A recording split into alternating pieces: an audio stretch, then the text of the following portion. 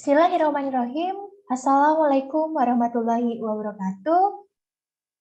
Waalaikumsalam warahmatullahi wabarakatuh. Selamat pagi teman-teman semuanya. Gimana nih kabarnya? Mumpung di hari yang weekend, walaupun Sabtu-Sabtu ini itu cuacanya agak mendung. Nah, alhamdulillah hari ini kita pasti diberi kesempatan dan untuk bertemu kembali di acara Talkshow yang diselenggarakan oleh Unit Konseling Mahasiswa PKK Bimawa Universitas Ahmad Dahlan Yogyakarta. Saya, Wahyunila Idasari, yang akan memandu jalannya Talkshow hari ini. Untuk Talkshow hari ini mengusung seputar Kampus Life Starter Kit dengan tema How to Survive and Thrive in Your Freshman Year. Dan tentunya kali ini kita kedatangan dua narasumber yang sangat luar biasa dan dapat menginspirasi banyak orang. Kita sapa dulu nih narasumber yang pertama ya, ada Mas Muhammad Zia Ul Albab. Halo Mas Zia, apa kabar nih? Halo kakak, alhamdulillah sehat. Mudah-mudahan yang nonton juga sehat. Alhamdulillah ya. Nah sekarang ini Mas Zia nih lagi di mana nih? Sekarang Zia, alhamdulillah lagi di Persada. Nah, kebetulan Zia lagi di Persada. Iya. Ini dia lagi di Musola Persada. Oke, lagi di Musola Persada ya. Oh iya, gimana nih pengalamannya UTS pertama kali di perkuliahan nih? Alhamdulillah lancar. Cuman yang dia paling kayak something yang keren gitu, dia bisa pulang duluan kalau udah siap. Karena biasanya dia SMP SMA itu ujian tunggu semua dulu. Jadi kalau ada kelas luar yang udah pulang, kita tuh kayak kapan ini balik ya, lama bener gitu. Jadi kalau di kampus habis UTS kalau udah selesai tinggalin aja kata pengawasnya. Tapi dia selama ini cuma sekali atau dua kali dia kayak gitu. Biasanya dia sampai habis sih jawabnya. Wah, ini dari Mas Dia ini ternyata dapat pengalaman baru ya. Iya, alhamdulillah. Iya, terima kasih Mas Dia. Untuk yang narasumber kedua nih, ada Mas Julham di Batubara nih. Gimana nih untuk Mas Zul ini kabarnya? Alhamdulillah baik Kak, kabar saya baik. Alhamdulillah baik ya. Nah, ini lagi di mana nih posisinya? Lagi di asrama Kak. Oh, asrama apa ini? Asrama mahasiswa gitu Kak, di luar kampus. Oh, asrama di luar kampus ya. Oh, iya nih. Tadi kan Mas Yo udah sharing pengalaman nih. Gimana sih UTS-nya? UTS pertama kali di perkuliahan? UTS-nya kalau di pendidikan biologi sendiri itu lebih gimana ya Kak? Kita itu lebih disuruh untuk menerapkan konsep dari materi yang telah diberikan dosen gitu Kak. Jadi soalnya tidak kayak di tema lagi, tapi kita disuruh untuk bernalar, berpikir sendiri gitu Kak. Seru sih, tapi takut juga ngulang gitu. Wah, ternyata Mas Zul dan Mas Zia ini dapat pengalaman baru juga ya. Di UTS ini ada kegiatan-kegiatan seru dan bisa nerapin apa yang sudah dapat dari prodi tersebut. Nah, teman-teman, ini adalah ada Mas Muhammad Ziaul Albab. Ini merupakan mahasiswa BPM SSO tahun 2022. Nah, kemudian yang kedua yang kita sapa yang kedua itu ada Mas Julham di Batubara, yaitu merupakan mahasiswa KIP tahun 2022. Nah, yuk teman-teman, kita pada Takso hari ini kita bisa diskusi dan sharing terkait pengalaman dari kedua mas-mas narasumber ini terkait how to survive and thrive in your freshman year. Dan tentunya kita dapat sesuatu yang baru dari kedua narasumber ini.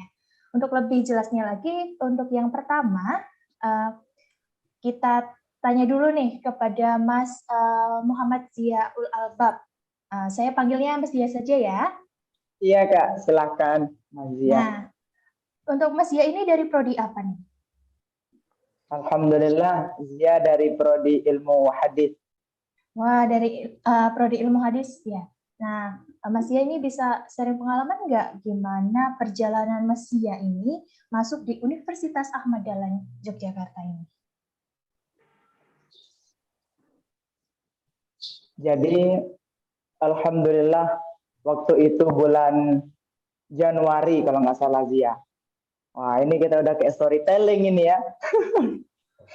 Jadi waktu Januari, Zia pernah ngomong sama Umi Zia, Mi, nanti abang gimana mau kuliah? Apa kata Umi Zia? Bang, Allah tuh maha memberi rezeki. Kita bisa saja nggak tahu sesuatu, kita bisa saja nanti dapat rezeki yang mungkin kita nggak sangka-sangka. Karena Allah tuh maha kuasa ngasih rezeki. Dan Alhamdulillah, atas izin Allah, Zia pertama itu daftar di univ lain, beasiswa juga, tapi qadarullah belum rezeki. Terus Zia waktu bulan Maret itu sudah mau tamat SMA juga, dan Zia juga lagi agak galau juga waktu itu, karena Zia mikir kan di univ yang pertama nggak diterima, ini Zia gimana mau kuliah nih gitu kan. Alhamdulillah sebelumnya Zia ikut lomba Olimpiku UAD yang ngadain itu prodi PAI. Nah, alhamdulillah waktu itu Zia ikut lomba itu sehingga Zia tahu ada UAD. Terus alhamdulillah Zia coba daftar, berkasnya Zia isi, apa yang disuruh Zia lakukan, apa administrasinya Zia penuhi. Dan nggak lupa Zia bawa doa, minta sama Allah. Zia doa sama Allah, ya Allah kalau memang seandainya di UAD inilah yang terbaik bagi hamba, maka mudahkan ya Allah. Jika memang bukan yang terbaik yang UAD, maka benar-benar Allah ganti dengan lebih baik lagi.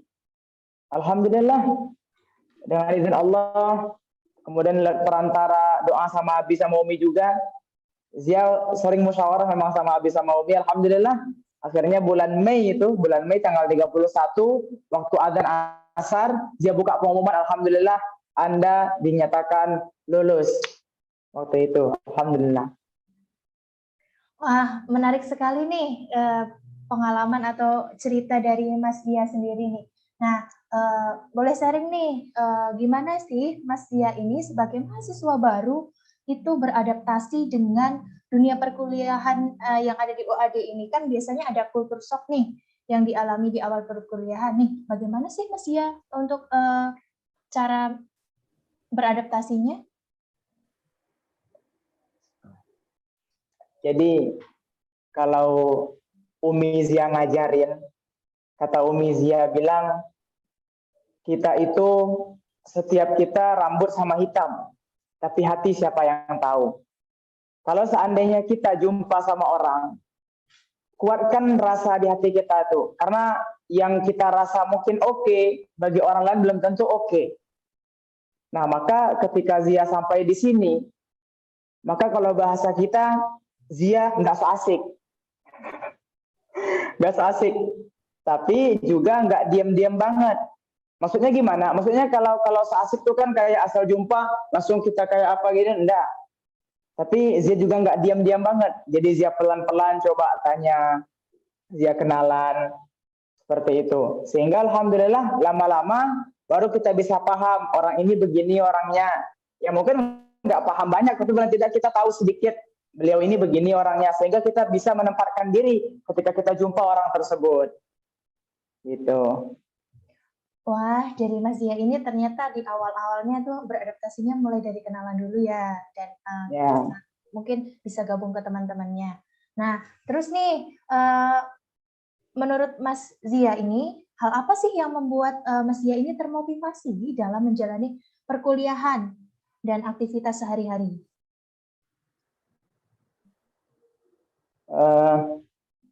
Zia, mungkin bukan Zia aja, tapi kita semua juga kan, bahwasanya kita punya orang tua.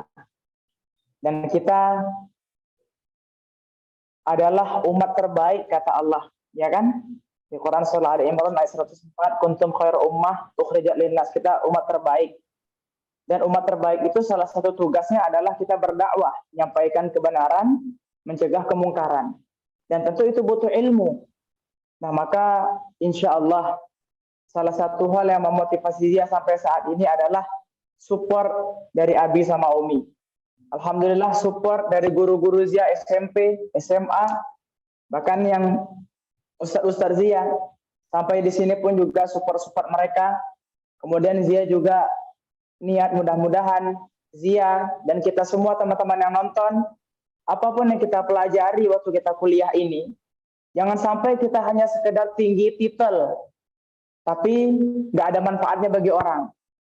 Nah, maka doa orang tua, doa guru-guru Zia, support dari sekeliling Zia, dan juga niat untuk menjadi orang yang bermanfaat bagi orang lain. Itulah beberapa hal yang insya Allah menjadi support Zia sampai saat ini insya Allah.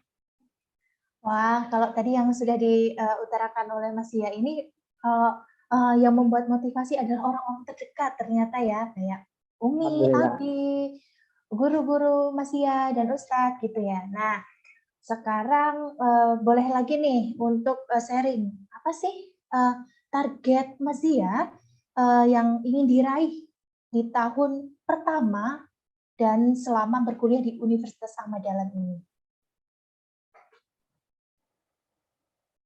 Ya, insya Allah, Bismillah, yang ingin Zia capai adalah prestasi insya Allah. Apapun yang sekiranya hal itu baik dan itu ada manfaatnya bagi orang, insya Allah Zia, Bismillah, Zia usahakan. Termasuk juga apa saja yang sekiranya kalau Zia kasih tahu Abi sama Umi, mereka jadi feel happy, insya Allah Zia usahakan. Karena misalnya lomba, nggak menang pun, itu asal Zia nelpon Abi sama Umi, di sana udah senang, udah ada rasa bahagia. Nah, maka insya Allah Zia di awal-awal ini, mungkin bukan di awal, insya Allah terus sampai Zia selesai semua tanggung jawab ini, prestasi. Apapun itu yang baik-baik, insya Allah diusahakan. Terus ada manfaat bagi orang. Entah Zia misalnya ikut apa gitu kan, entah lomba apa, atau misalnya ikut kegiatan apa, yang sekiranya bisa kontribusi bagi orang lain, insya Allah Zia ikut. Kemudian juga Zia ingat pesan guru Zia, nanti Zia jangan lupa untuk baca buku. Beliau mengingatkan Zia untuk banyak-banyak baca buku. Dan Zia lihat memang di UAD, Masya Allah, di Persada juga, di Majelis Tarjih, di Masjid IC UAD, Alhamdulillah banyak buku. Jadi mungkin insya Allah target Zia juga adalah baca buku sebanyak-banyaknya. Karena kalau kita hanya berharap pada bangku perkuliahan, mungkin nggak cukup. Tapi dengan kita belajar lebih dari baca-baca dan lain sebagainya, itulah yang nantinya akan bisa ngasih impact kita. Dan bahkan bukan untuk kita aja, tapi juga untuk orang lain, insya Allah. Baik, dari Mas Zia ini targetnya luar biasa ya, teman-teman. Kalau kita bisa pahami, mungkin ada prestasi, kemudian ada membaca buku sebanyak-banyaknya, dan lebih bermanfaat kepada orang lain. Nah, tadi kan sudah Mas Zia nih, kembali nih, ada Mas Zul yang di sini. Halo Mas Zul. Halo Kak. Ya, boleh kenalan dulu nih, Mas Zul ini dari prodi apa nih? Saya dari Prodi Pendidikan Biologi nih Kak. Wah, dari Prodi Pendidikan Biologi ya. Nah, Iya. boleh nih Mas Zul ini sharing kepada teman-teman kita semua terkait bagaimana sih pengalaman masuk Universitas Ahmad Dahlan Yogyakarta ini? Jadi tuh kan saya tuh SMA-nya tuh SMA negeri kemarin Kak. Saya tuh udah ikut SNMPTN, jalur prestasi, SBMPTN, dan jalur seleksi mandiri. Di situ tuh saya tuh benar-benar udah berusaha semaksimal mungkin ya Kak, untuk dapat univ negeri dulu gitu. Tapi gimana, saya tuh gak ada yang lolos satupun dari ada 10 univ yang nolak saya gitu Kak. Dari univ di daerah saya sendiri sampai di luar Jawa itu nolak gitu Kak. Tapi saya udah belajar, persiapan bimbel semuanya itu. Nah, waktu itu saya masih di Jakarta bulan 5, saya diberi pilihan oleh keluarga saya mau pulang ke Medan atau mau kuliah swasta di Jogja gitu Kak.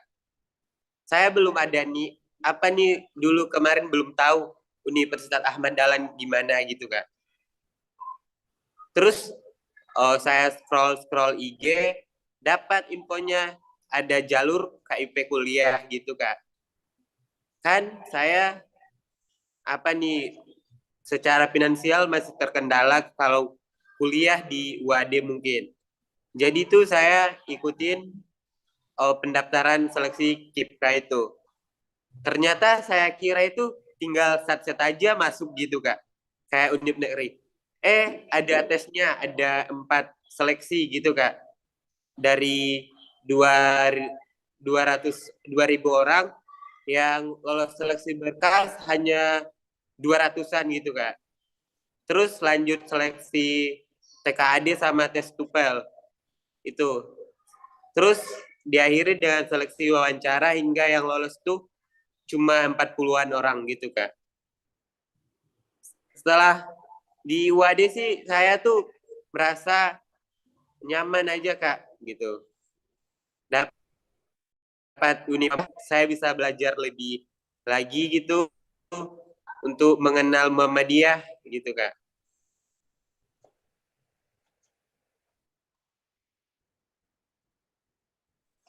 Oke, Mas Zul, sangat menginspirasi sekali ya. Ternyata Mas Zul ini merupakan mahasiswa KIP tahun 2022. Nah, boleh nih sharing kepada teman-teman semuanya nih, sebagai mahasiswa baru, bagaimana sih Mas Zul ini beradaptasi dengan dunia perkuliahan? Mungkin ada kultur shock yang dialami, itu bagaimana sih caranya Mas Zul untuk beradaptasi? Saya beradaptasi dengan memulai dengan cara menjadi pembicara yang baik. Setiap teman saya berbicara, berdiskusi, saya berusaha untuk mendengarkan dan ikut serta membahas masalah tersebut. Terus untuk kultur shocknya sendiri ada sih di perkuliahan sama di pertemanan Kak. Saya itu jadi peduli terhadap teman sesama. Terus jangan memanfaatkan teman gitu Kak. Iya sih. Wah, dari Mas Zul ini ternyata cara beradaptasinya sangat unik ya, gitu. Jadi pendengar yang baik, kemudian bisa berteman, bagaimana berteman dengan baik gitu. Nah, selanjutnya nih, Mas Zul bisa sharing juga nih, apa sih yang membuat Mas Zul ini termotivasi dalam menjalani perkuliahan dan aktivitas sehari-hari? Motivasi saya sih simpel Kak. Karena saya itu memiliki cita-cita yang tinggi yang harus saya wujudkan gitu. Saya harus berusaha, saya yakin saya pasti bisa untuk melakukan hal itu. Apapun yang menjadi halang, saya harus singkirkan untuk depan saya gitu Kak. Wah, untuk Mas Zul ini ternyata yang menjadi motivasi selama menjalani perkuliahan ini adalah cita-cita ya. Nah, kemudian nih dari Mas Zul sendiri, target apa sih yang ingin Mas Zul raih di tahun pertama dan selama berkuliah di Universitas Ahmad Dahlan ini? Kalau bicara target sih Kak banyak banget ya. Tapi di tahun pertama ini saya sih pengennya dapat IPK 4, ikut organisasi dan aktif. Itu terus yang paling menjadi target saya itu bisa ikut ONMIPA nanti gitu. Dan yang menjadi target terbesar saya selama bisa kuliah di Universitas Ahmad Dahlan ialah bisa studi exchange ke luar negeri gitu Kak. ingin pertukaran pelajar ke luar negeri bersama Universitas Ahmad Dahlan. Dari Mas Zul sendiri ini targetnya wah luar biasa sekali ya. Kalau bisa dilihat ini ada beberapa hal yang mungkin bisa dan sangat bisa dilakukan oleh Mas Zul. Nah, kita kembali nih ke Mas Zia nih. Nah, boleh nggak sih Mas Zia ini ceritakan pengalaman Mas Zia dalam meraih target di tahun pertama ini?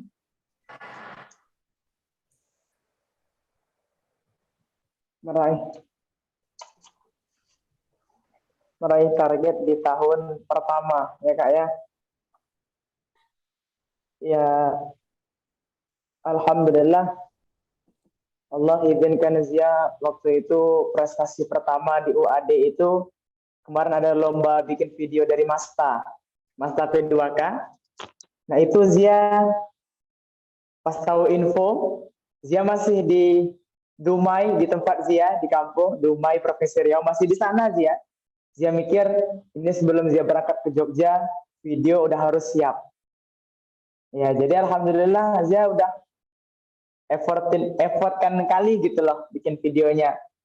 Nah terus pas sampai di sini, pas Zia mau edit lagi, kok kayak something wrong gitu videonya, kayak nggak bagus gitu. Zia buat ulang. Jadi dengan posisi Zia di tempat yang baru, Zia belum hafal kondisi, belum paham kondisi, dan alhamdulillah Zia berusaha untuk bagaimana walaupun belum tahu kondisi tetap usahakan bisa bikin video. Alhamdulillah Allah kasih menang waktu itu lomba Masta. Kemudian kemarin juga ada lomba Syarhil, alhamdulillah yang di UII. Itu Zia ya hampir tiap malam latihan sama teman Zia yang setim itu. Siang latihan, malam latihan. Nah, sampai akhirnya alhamdulillah pas lomba Allah mudahkan.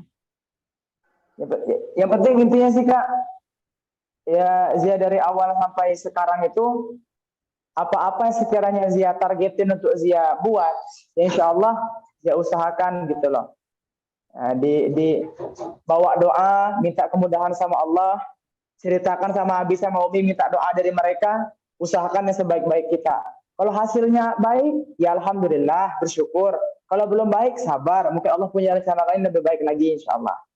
Gitu Kak, kurang lebih. Dari Mas Zia ini ternyata pengalamannya ini mulai dari Masta terlebih dahulu ya, bikin video, walaupun notabene nih Mas Zia ini kan belum tahu nih apa sih kondisi yang ada di sekitar Mas Zia, tetapi Mas Zia ini tetap berusaha dengan sepenuh hati, minta doa restu dan lain sebagainya. Nah, kalau ini tadi dari Mas Zia, sekarang Mas Zul nih, bisa nggak Mas Zul untuk berbagi pengalaman atau cerita ini pengalamannya dalam meraih target di tahun pertama ini? Untuk meraih target ya Kak, saya sih harus bisa belajar dan memenuhi target yang saya inginkan gitu Kak. Harus optimis gitu. Banyakin literasi dan latihan soal. Terus ikut pelatihan di luar kampus. Seperti saya itu ikut pelatihan TOEFL online ya Kak. Untuk mempersiapkan target yang ingin saya capai. Terus doa dan restu orang tua jadi yang utama Kak. Soalnya setiap kita mau ingin mencapai sesuatu, saya sih harus izin dulu ke orang tua gitu. Dan kita itu harus bisa memanage, mengatur waktu kita sebaik mungkin. Apa yang menjadi target kita di minggu ini, kita harus usahakan kita bisa mencapainya supaya tidak terjadi deadliner gitu Kak. Gitu. Oh, kalau Mas Zul sendiri ini mungkin hampir sama ya dengan Mas Zia. Itu berusaha atau usaha itu lebih penting, dan doa-doanya itu juga dari orang-orang terdekat, dari orang tua juga lebih penting. Nah, tadi kan Mas Zul berbagi pengalaman nih. Nah, kalau teman-teman di sini boleh tahu nih yang lagi nonton ini, kira-kira target yang pertama kali Mas Zul dapatkan ini apa nih? Tuh.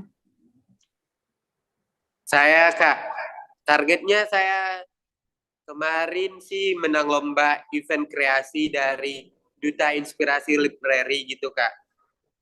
Saya targetnya alhamdulillah menang, alhamdulillah tercapai gitu Kak.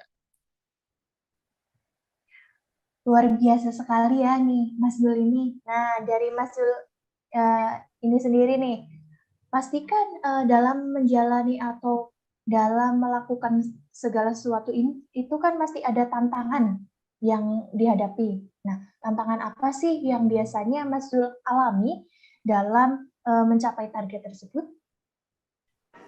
Tantangannya sih lumayan banyak juga Kak ya.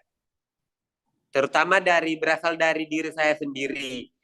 Saya belum bisa mengatur waktu, jujur ya, mengatur waktu saya dengan baik, memahami pelajaran yang belum saya kuasain gitu. Terus saya tuh belum terlalu percaya diri terhadap diri saya sendiri gitu Kak. Itu menjadi tantangan dan rintangan yang harus saya buktikan bahwa saya bisa nanti gitu. Baik, kalau dari Mas Zul ini tantangannya ternyata dari diri sendiri ya. Nah, kemudian ini untuk Mas Dian nih, apa sih yang menjadi tantangan atau tantangan apa sih yang dihadapi Mas Dia dalam mencapai target nih? Biasanya kan ada nih tantangan-tantangan yang tidak terduga gitu.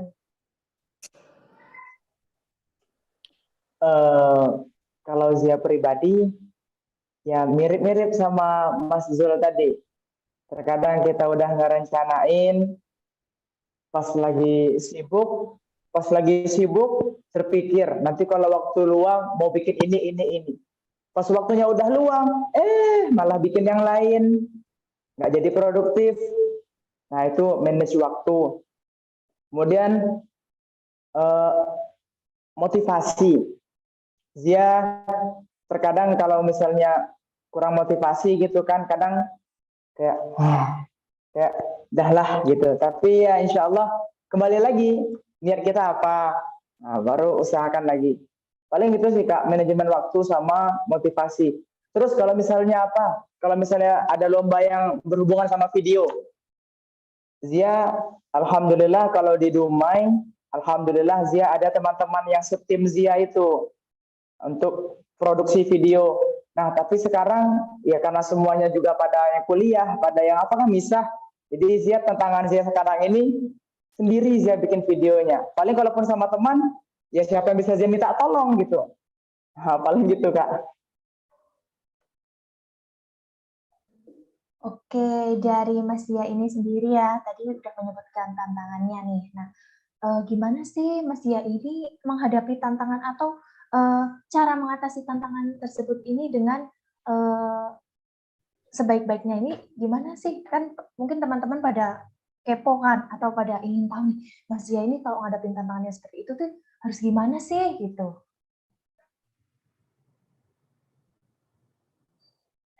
Yang pertama nih tentang manage waktu. Dari beberapa video yang Zia tonton, itu kalau manage waktu, caranya kita pilih dulu yang paling penting. Ada 4, penting dan mendesak, penting tidak mendesak, tidak penting namun mendesak, tidak penting dan tidak mendesak. Nah, kalau dia penting dan mendesak, itu dulu yang kita buat. Kalau dia nggak penting, kalau dia penting tapi nggak mendesak, jadwalkan. Misalnya PR pekan depan, nah itu kan penting tapi nggak mendesak, jadwalkan. Nggak penting tapi mendesak. Contohnya kita dimintain tolong atau apa gitu. Nah kalau bisa kita delegasikan tugas kita. Kalau ada misalnya teman kita yang bisa minta tolong sama orang. Kita jangan maksakan diri kita untuk kita bikin semuanya. Kalau bisa minta tolong, coba minta tolong. Yang terakhir, nggak penting dan nggak mendesak. Nah itu ya harus kurang-kurangin gitu.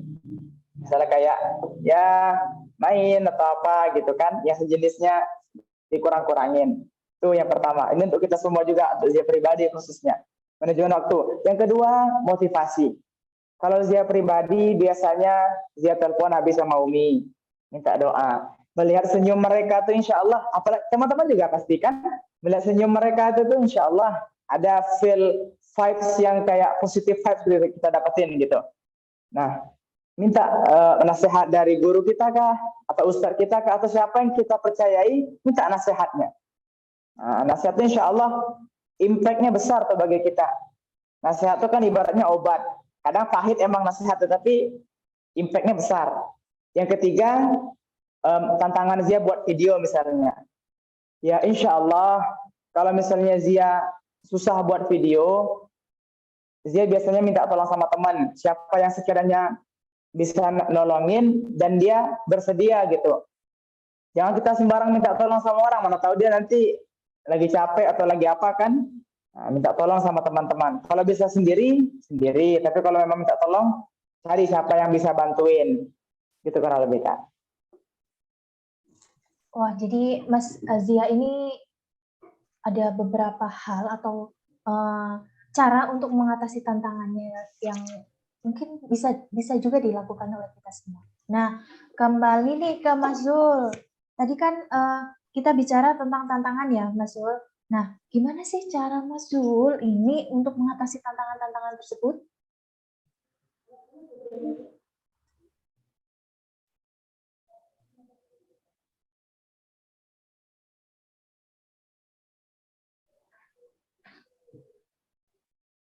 Mas Zul?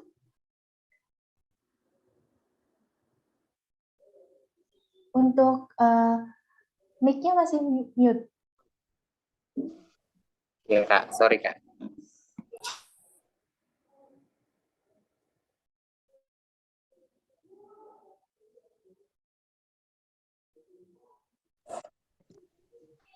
Saya memberanikan diri Kak untuk mencoba hal baru yang belum saya bisa. Terus memulai dari sekarang, saya itu meniatkan dan tekad gitu Kak.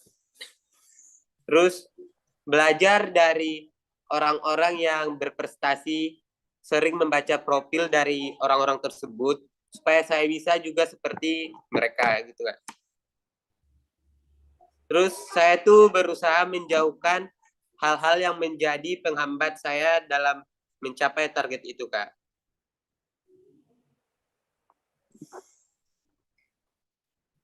Baik, untuk Mas Zul ini tadi udah nyebutin nih, ada beberapa hal yang bisa atau digunakan untuk mengatasi tantangan-tantangan tersebut. Nah, untuk Mas Zul sendiri nih, kalau boleh tahu, selama perkuliahan di Universitas Ahmad Dahlan ini kan pastinya kan sudah memiliki banyak teman kan? Nah, ada nggak sih teman atau circle yang memiliki tujuan atau semangat yang sama kayak Mas Zul ini? Ada, Kak. Di kelas saya itu termasuk kelas yang ambis gitu, Kak. Kan di situ teman-temannya udah dari seluruh Indonesia nih. Ada dari sekolah top LTMPT juga. Saya juga bisa sering minder sih kepada mereka gitu. Tapi saya bersyukur kalau ada teman-teman yang ambis seperti saya juga, saya bisa menjadi lebih juga. Saya bisa berkolaborasi sama mereka tentunya. Saya bisa untuk mencapai apa yang saya capai dengan bersaing itu dengan mereka gitu Kak. Ada sih di kelas saya. Wah, ini ternyata Mas Zul ini juga ada teman atau circle yang memiliki tujuan dan semangat yang sama. Nah, ini untuk Mas Zia nih, kira-kira ada nggak sih teman atau circle yang memiliki tujuan dan semangat yang sama kayak Mas Zia ini?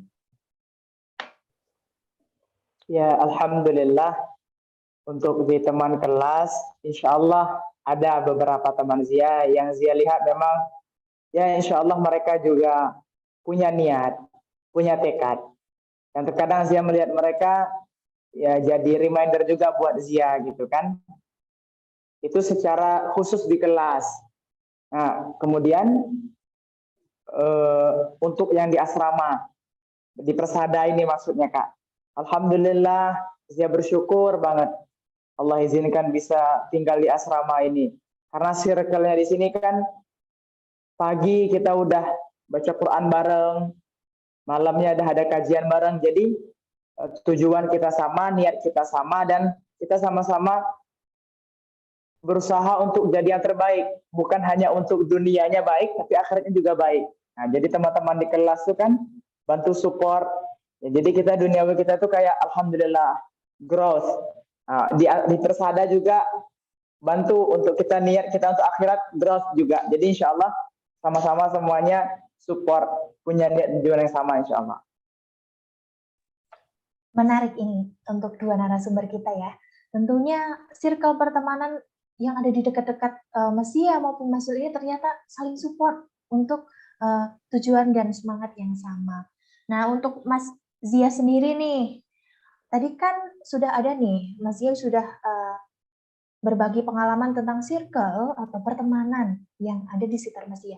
Nah, gimana sih cara Mas Zia ini menemukan atau mendapat circle yang positif, yang atau yang bisa dibilang circle atau teman yang frekuensi itu gimana caranya?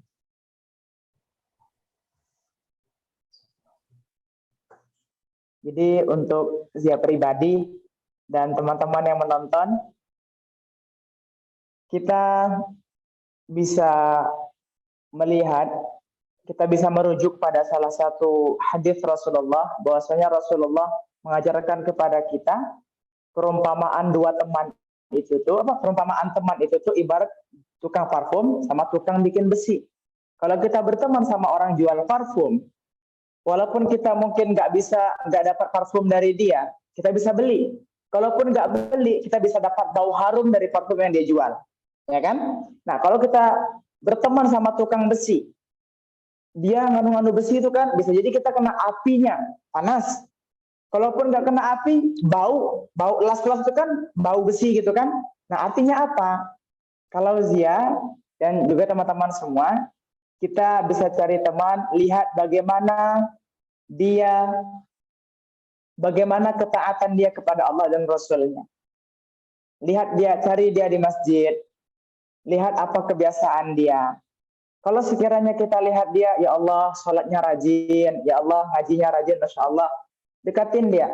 Ya Allah, dia semangatnya terus, dekatin dia. Tapi kalau ada teman yang sekiranya orang udah azan, yuk sholat bro, nanti dah duluan. Nah, kalau kayak gitu temannya, ya agak kurang-kurangin lah.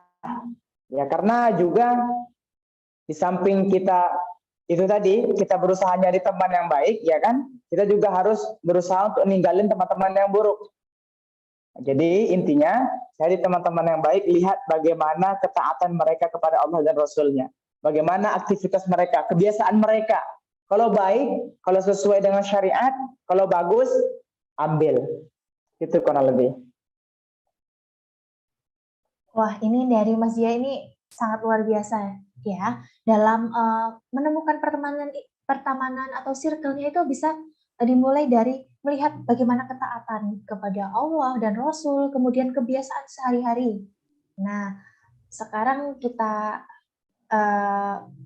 sharing juga nih sama Mas Zul. Gimana sih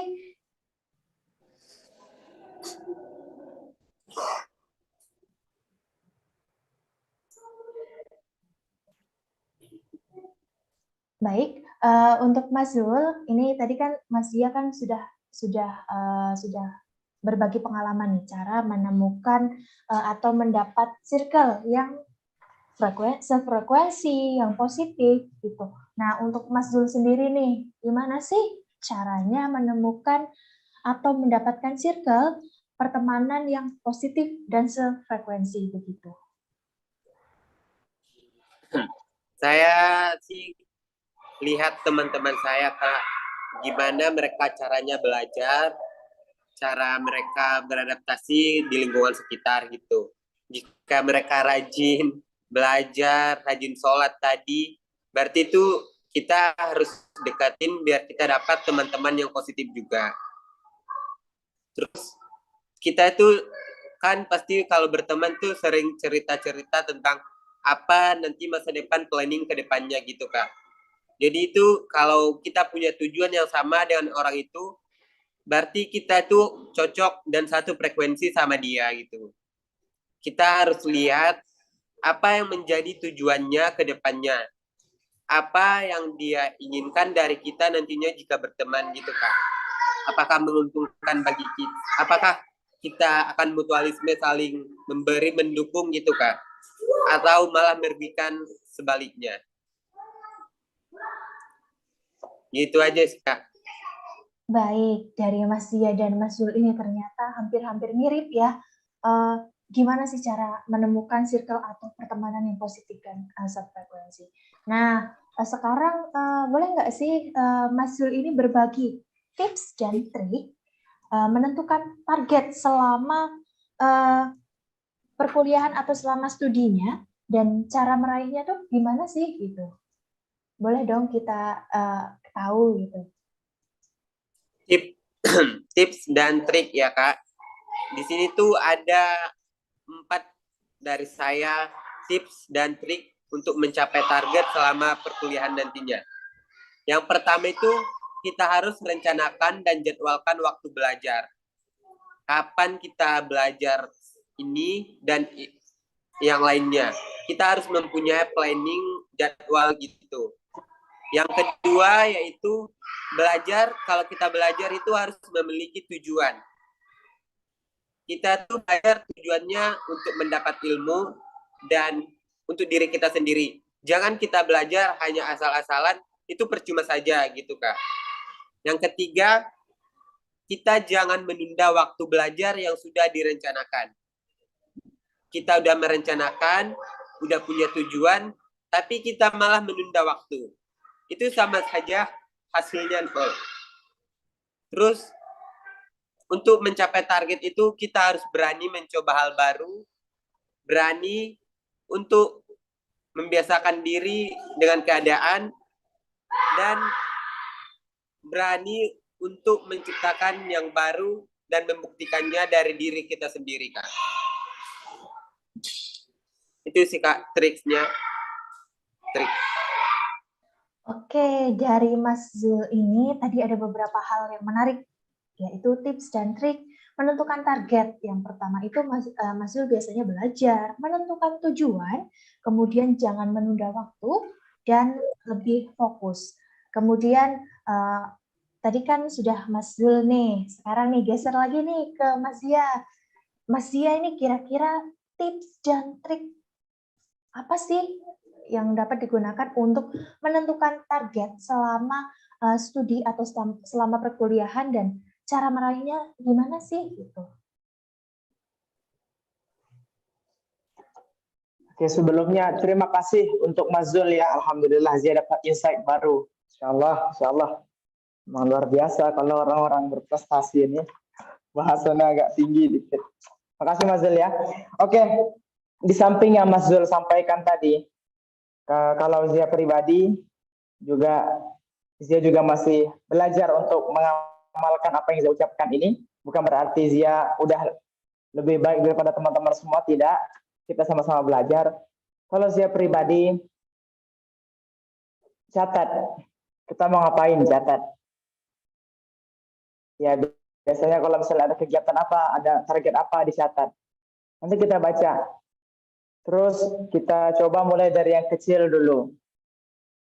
Catat, mulai dari yang kecil. Terus kembali lagi, sebelum kita mulai, bawa doa. Ceritakan sama Allah, kita maunya apa. Minta kemudahan sama Allah. Dah kita catat, kita udah targetkan, ya kan? Kita bawa doa, minta doa dari orang tua, baru kita buat. Nah, baru kita buat. Misalnya kayak misalnya alhamdulillah kemarin Zia yang lomba syarhil itu, bismillah niat ikut lomba syarhil lillahi ta'ala. Bawa doa. Habis itu kita siapin naskahnya, pelajarin, akan bertahap dia. Nanti kalau udah kita usahakan semua, targetnya tercapai atau enggak, yaitu tawakal. Kalau tercapai alhamdulillah, bersyukur kepada Allah. Kalau misalnya belum tercapai, sabar. Mungkin Allah punya rencana lain lebih baik lagi insyaallah. Luar biasa sekali nih ya dari Mas Zia dan Mas Zul. Tadi Mas Zia itu menyampaikan kalau tipsnya itu bisa ngelis apa saja yang harus dilakukan. Kemudian kita juga tidak boleh melupakan dengan berdoa kepada Allah Subhanahu wa taala. Nah, ini sangat menginspirasi sekali sih. Maksudnya dari diskusi dan sharing-sharing pengalaman antara Mas Zia dan Mas Zul ini sangat bermanfaat dan kita juga dapat mengambil sesuatu hal yang baru dari pengalaman-pengalaman antara Mas Zia dan Mas Zul. Nah, di sini ada beberapa teman-teman dari kita, ini ada yang tanya nih. Yang pertama dari Kak Galuh Asriani. Nah, Kak, tipsnya bisa lolos KIP itu gimana ya prosedurnya di UAD? Karena saudara dari Kak Galuh Asriani ini ada yang menanyakan, ini bisa nih dibantu jawab sama Mas Zul, gimana nih tipsnya bisa lolos KIP gitu.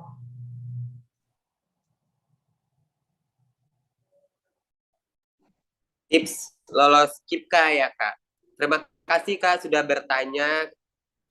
Tipsnya itu sih saya sendiri, saya dari SMA itu udah mulai memiliki sedikit prestasi gitu Kak, mencoba berprestasi. Karena untuk seleksi KIPKA di UAD sendiri itu kita harus melampirkan minimal sertifikat tingkat nasional, terus sertifikat aktif organisasi, dan sertifikat pengabdian masyarakat Kak. Jadi tipsnya itu kalau kita ingin lolos KIPKA, kita harus menyiapkan semuanya dari awal gitu. Kita harus bisa ikut aktif organisasi, pengabdian, dan juga ikut dan ada prestasi gitu Kak. Terus kita yakin kan KIPKA itu kan secara finansial ekonomi gitu Kak. Kalau kita memang membutuhkan, kita bisa mencoba untuk itu beasiswa KIPKA itu. Dengan itu Kak tadi. Karena tuh KIPKA di UAD tuh ada seleksinya juga, tes TKAD, tes TOEFL nanti dan wawancara. Ya, gitu saya juga dengan berdoa kepada Allah Subhanahu wa taala, alhamdulillah saya bisa lolos KIPKA itu Kak. Baik, dari Kak Galuh ini tadi sudah dijawab. Mas Zul, ada beberapa hal yang mungkin bisa dipersiapkan. Itu yang pertama adalah prestasi, kemudian memenuhi sertifikat-sertifikat seperti sertifikat nasional, aktif organisasi, pengabdian masyarakat, kemudian ada seleksi, TOEFL, dan lain sebagainya. Nah, mungkin itu bisa mulai dipersiapkan ya untuk Kak Galuh. Nah, kemudian untuk pertanyaan kedua nih, alhamdulillah sekali banyak sekali yang ingin bertanya nih seputar pengalaman-pengalaman. Kak, izin bertanya, untuk Kak Zul dan Kak Zia, gimana sih caranya kita sebagai mahasiswa baru dalam menyusun target-target untuk berprestasi?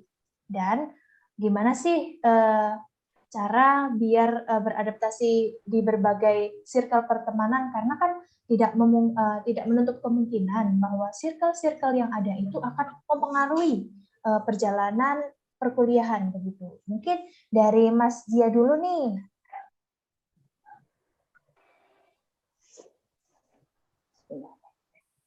Oke, tadi siapa Kak yang nanya? Nama. Iya, nah tadi yang nanya itu dari Kak Tara.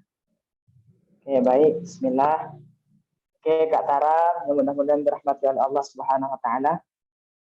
Yang pertama, kalau kita mau targetkan prestasi, Kak Tara itu menguasainya di bidang apa? Misalnya Kak Tara itu senang di olimpiade, Kak Tara bisa nanti cari di Google lomba olimpiade atau lomba apa gitu. Di Instagram bisa buka keyword lomba, nanti kan banyak tuh cari gitu kan, lomba olimpiade ini, sains. Nah, kakak bisa coba. Kalau misalnya kakak eh, menguasai di bidang desain grafis misalnya, bisa juga cari lomba, pokoknya cari di Google tuh keywordnya lomba ini apa gitu, apa yang kita pengen lombanya, cari aja terus gitu. Ya memang butuh agak effort sih, tapi insya Allah ya kan kita usaha gitu. Nah kemudian tadi yang kedua gimana tadi Kak, masalah circle gimana tadi? Ya, masalah circle. Gimana sih Mas Zia ini untuk bisa beradaptasi dengan berbagai circle pertemanan? Kan biasanya khususnya di perkuliahan kan ada berbagai circle yang dapat mempengaruhi perjalanan di perkuliahan gitu loh. Oke. Ini untuk Zia pribadi Kak Tara, mungkin Kak Tara juga bisa kita sama-sama belajar. Kalau Zia pribadi itu mawas diri. Umi Zia sering ngajarkan mawas diri. Jadi kita coba mainkan perasaan. Bukan baper, maksudnya bukan baper gitu, tapi mainkan perasaan kita. Maksudnya kayak orang lain tuh kalau kita giniin suka nggak? Nah, orang lain tuh kalau kita begini-begini suka nggak? Karena bisa jadi apa yang menurut kita oke, bagi orang belum tentu oke. Nah gitu, mawas diri. Kita coba dulu, ini orangnya gimana. Maka tadi saya di awal-awal, dia nggak so asik ke orang-orang, tapi tetap kenalan. Mawas diri kita, sadar siapa kita. Kalau memang dia baik, kita lihatkan baik, ya udah berteman sama dia. Nah, kemudian kalau misalnya dia misalnya agak kurang tepat waktu sholat misalnya, lalai sholatnya atau belajarnya malas, coba ditinggalin pelan-pelan. Itu impact-nya bisa bahaya bagi kita. Mungkin di awal-awal masih sebentar-sebentar, mungkin nggak terlalu berasa. Kalau udah agak lama, bisa berbahaya bagi kita. Dan untuk circle juga, ini mungkin untuk pesan kita bersama, jangan pernah berharap pada manusia. Karena ketika kita berharap pada manusia, ya itu nanti Allah akan kasih kita kekecewaan, supaya kita tuh nggak berharap sama manusia. Kan kadang kan kita lihat, oh ini baik nih, jadi apa-apa kita tuh kayak terlalu bergantung sama dia. Jangan. Nah, bahkan orang itu baik sekalipun, jangan kita berharap sama manusia, pokoknya gitu. Nah, karena di samping kalau circle-nya buruk kita ikut buruk, circle-nya baik kita ikut baik. Kalau kita ngarep sama manusia, kita bakal kecewa. Mungkin semoga bisa membantu Kak. Wallahu a'lam. Baik, tadi dari Mas Zia ya. Sekarang ini nih dari Mas Zul nih. Bisa sharing pengalaman nggak nih terkait apa bagaimana cara untuk menentukan target khususnya mahasiswa baru gitu loh, dan gimana sih caranya untuk memilih atau beradaptasi di circle pertemanan yang beda-beda, khususnya kan di perkuliahan gitu. Pertama tadi cara mencapai target ya Kak. Iya, betul. Untuk mencapai target kita sendiri itu, kita tuh mencatat apa yang menjadi tujuan kita. Kita itu harus tahu kemampuan diri kita dulu. Kita berfokus di bidang apa gitu. Jadi kalau kita udah tahu kita fokusnya di bidang akademik atau non akademik, kita bisa jadi lebih untuk mencapai target itu. Dengan mencatat, belajar, dan berusaha semaksimal mungkin untuk mencapai target tersebut. Gitu, Pak. Untuk pertemanan sendiri, kita harus bisa, maksudnya gini, di kelas kan kita itu banyak teman, kita tuh bisa lihat apa yang mereka lakukan gitu, apa yang lebih dari mereka yang bisa kita ambil dan kita terapkan di diri kita. Seperti saya di kelas saya itu ada teman saya yang English-nya bagus banget gitu. Jadi tuh saya berusaha juga biar bisa English saya bagus seperti dia. Karena saya berteman dengan dia, saya berkomunikasi English terhadap dia, dan saya berbagi dan sharing tentang pengalaman-pengalaman juga gitu. Dan kita itu, kalau kita rasa teman kita itu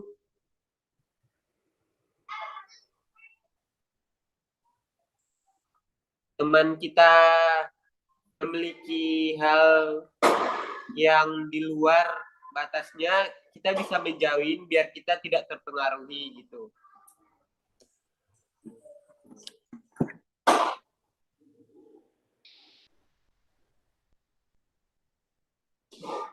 Gitu, Kak.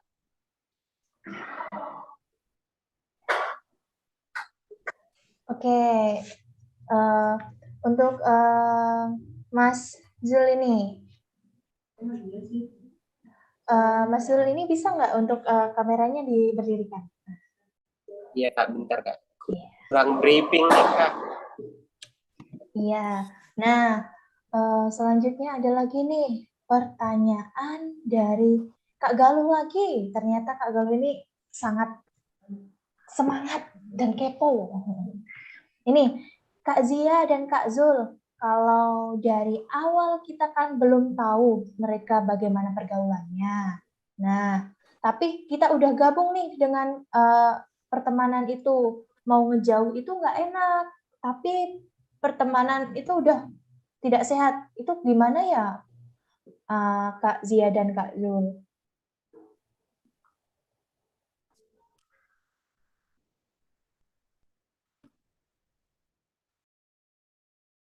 Siapa Kak? Boleh untuk Kak Zia dulu?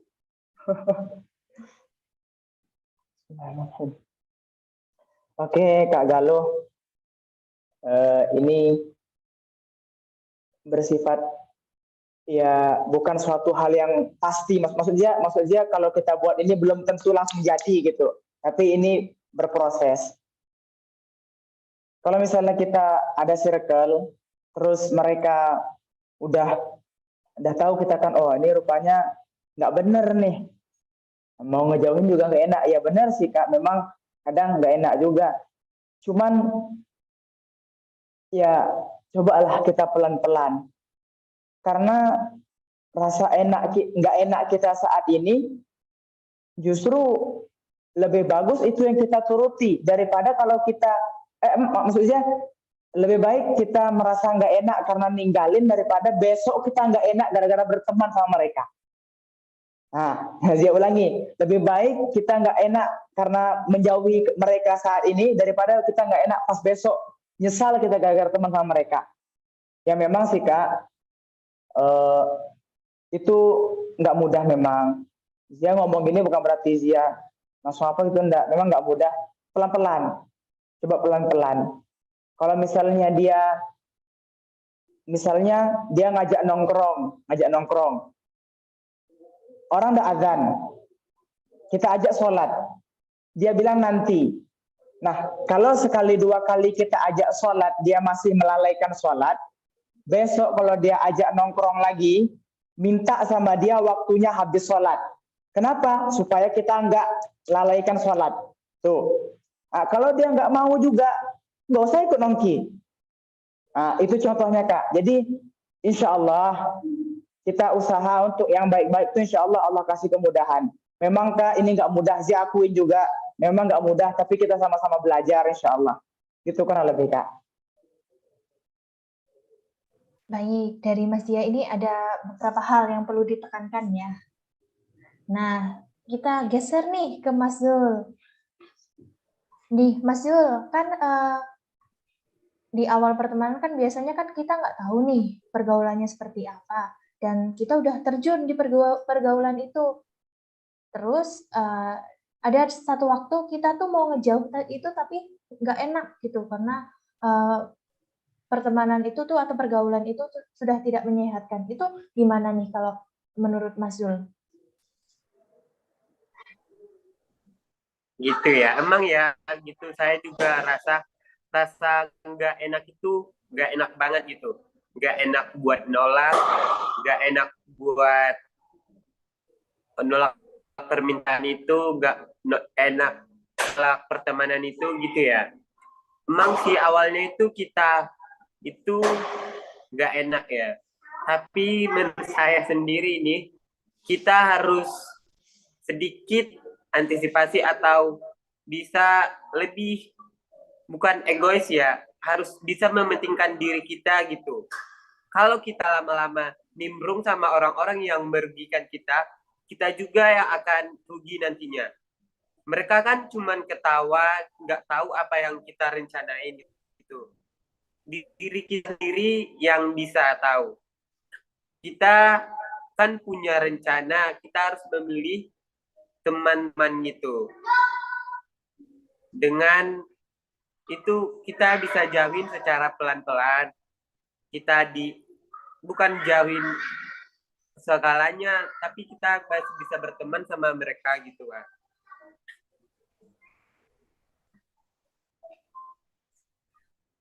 Baik, dari Mas Dia dan Mas Zul ini ternyata ada beberapa hal yang mungkin harus kita lakukan gitu ketika pertemanan yang kita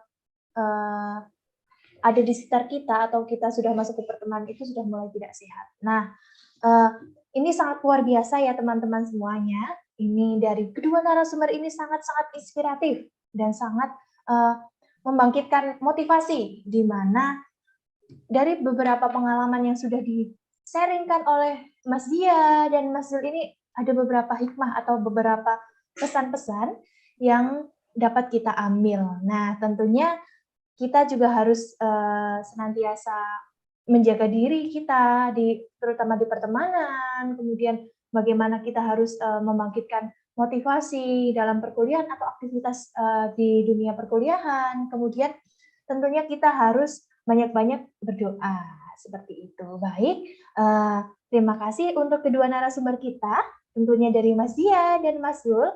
Mungkin di lain kesempatan itu kita bisa sharing-sharing lagi terkait pengalaman yang apa sih yang sudah didapat. Ini kan Mas Dia dan Mas Zul ini kan masih istilahnya mahasiswa baru ya, tetapi sudah menorehkan beberapa prestasi yang ada. Nah, untuk itu kami cukupkan sampai di sini. Kurang lebihnya mohon maaf. Billahi taufiq wal hidayah. Wassalamualaikum.